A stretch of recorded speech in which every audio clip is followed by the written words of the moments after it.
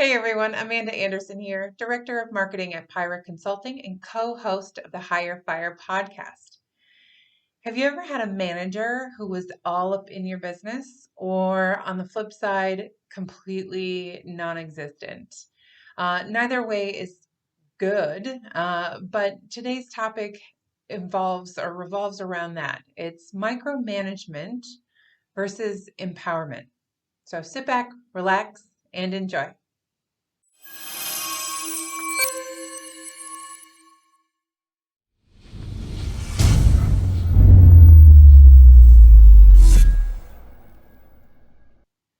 Okay, so we have heard that buzzword micromanagement over and over and over again, and we have all had a manager, a boss who micromanages. We know how awful it is, and we all know that we would prefer not to be anywhere near a person who manages this way. So, what's the difference then? What can you do to not be a micromanager? And what's the flip side of that? Well, the flip side of micromanagement is empowerment. And they're very, very different, but they foster very different teams and cultures. So, for instance, micromanagement will kill ownership and promote a lack of trust within your team.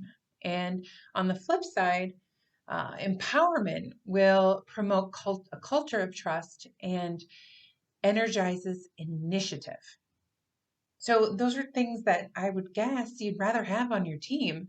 And I've seen this before on teams. When I would empower my team, I would have people come to me with really some great ideas that definitely I would have never thought of. And so as a manager, it's so important to realize that you do not know everything, not even close. And I used to say that all the time of I'm hiring and creating a team to so that we collectively maybe will know it all, but no one person, and especially not me, has ever claimed to know it all. So if you want some examples, I have some here of micromanagement behavior. For example, would be if you give step by step, step by step instructions on how to complete a project, whereas empowerment would look more like you assign a project and then you let the employee figure out how to reach the goals of that project. Or micromanagement asking for input and then ignoring it. Or on the flip side, empowerment would be asking for input and then incorporating some of that employee's suggestions. Micromanagement would look like monitoring their daily and weekly activities and then setting kind of an expectation of what you see, what you want to see from them from a day to day, maybe production or activity standard. Whereas empowerment would look more like a manager is focusing on long term goals for that department or even the company, depending on your role. And then lastly, do you require that all decisions be run through you? If so, that's micromanagement. Empowerment would look more like giving your employees the ability to make meaningful decisions. And that's an important clarifying word here is if you give them the option to make decisions, but none of them really are impactful or meaningful, you're not really empowering your staff. So the thing to remember when doing all of this is that if you, manager, are doing your job and hiring quality, uh, skilled employees, let them do their job. That's the part I never understood is, you know, all that when you micromanage, all you're saying is that you don't trust the people that you yourself hired or picked out. And I understand sometimes you'll get into teams where you won't, you you weren't the one to pick the staff.